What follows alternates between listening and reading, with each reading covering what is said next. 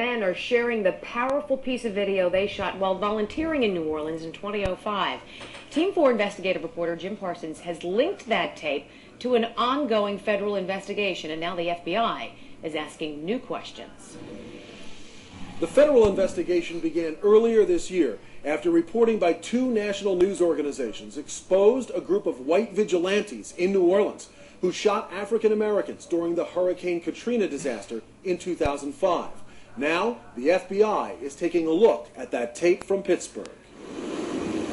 In the days after Hurricane Katrina blasted ashore, two private detectives from Pittsburgh, Mike Orsini and Istvan Belog, drove to New Orleans to volunteer. Highway 10 was wiped out. You can't go on Highway 10 coming in from Mississippi. For almost 2 weeks, Orsini and Belog provided armed security for firefighters at Station 20 in the Algiers Point section of New Orleans, a mostly white middle-class neighborhood that did not get flooded.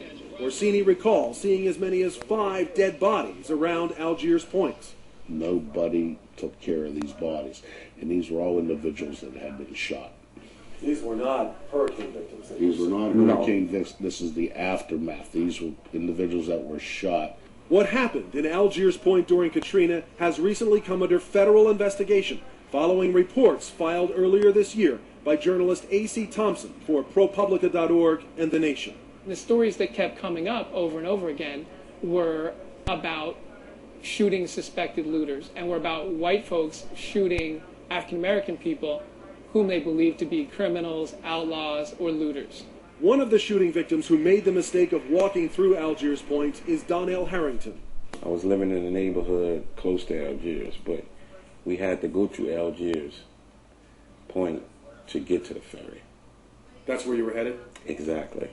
As Harrington headed toward the Algiers ferry, without warning, he says, a group of armed men appeared, yelling racial insults, and fired a shotgun blast at him. The buckshot tore into Harrington's neck. A second shot caught him in the back and the arm. I just couldn't grasp no reason why this guy just shot me. All I can say, this situation here is absolutely unbelievable. Istvan Belog, the Pittsburgh PI, heard stories in 2005 of an armed group of white men shooting African Americans who ventured into Algiers Point. Belog videotaped a homemade sign in the neighborhood that said, "We shoot looters." And then there was this interview with Paul Gleason, an Irishman who lived in Algiers Point. Did you have any problems with looters? Not anymore. Not anymore. But you did. They're all dead. What happened? We shot them. How many people you shoot? 38. 38 people. Gleason said he didn't know how many of those 38 people died. Oh, I We see. tried to shoot to put them down. We didn't try to shoot to kill. Oh, okay. So did you We kill? killed a number of them. How many did you kill roughly? Who cares? I don't know. Who cares? What does it matter? I had heard about Paul Gleason before, but seeing him now on video was really compelling and really interesting. Paul Gleason's ex-wife, who was with him at the time of Hurricane Katrina, tells Team 4 she doubts that Gleason shot anybody here in Algiers Point. But Kathy Carmack doesn't doubt it. Yes, I do. I do. Think that he would be capable of killing somebody, yes. Especially if he was drunk, definitely. Yes. Carmack lives across the street from the home Gleason and his wife owned during Katrina. She says Gleason was involved in a group of armed men who targeted African Americans entering Algiers Point. They told me to keep my mouth shut, and I'd be afraid that, I don't want them coming after me. What happened? How many people you shoot? 38. We played Paul Gleason's videotape statement for Donnell Harrington to watch. He says he didn't recognize Gleason, but our videotape of Gleason's ex-wife, Nikki, was familiar to him, he said. And so was the story that she told about a black man approaching Kathy Carmack's house. The man had been shot. He ran into the house and caught him in the hallway. Okay. And to push him out of the house because you don't get shot for nothing. This is my first time actually seeing this.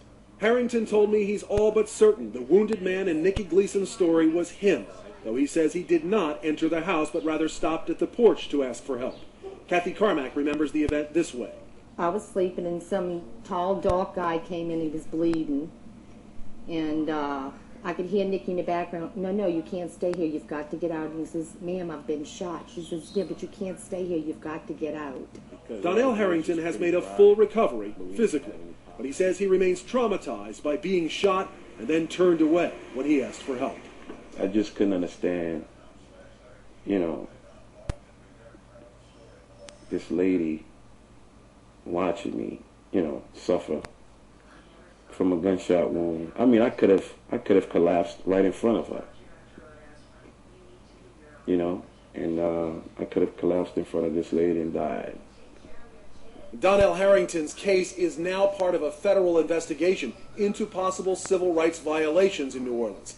And so now is that videotape shot by the Pittsburgh PIs. They say they did tell law enforcement officials, both federal and local, about the videotape of Gleason back in 2005, but they say none asked to see the tape. Not until Team 4 discovered it recently and started asking questions. Jim Parsons, Channel 4 Action News.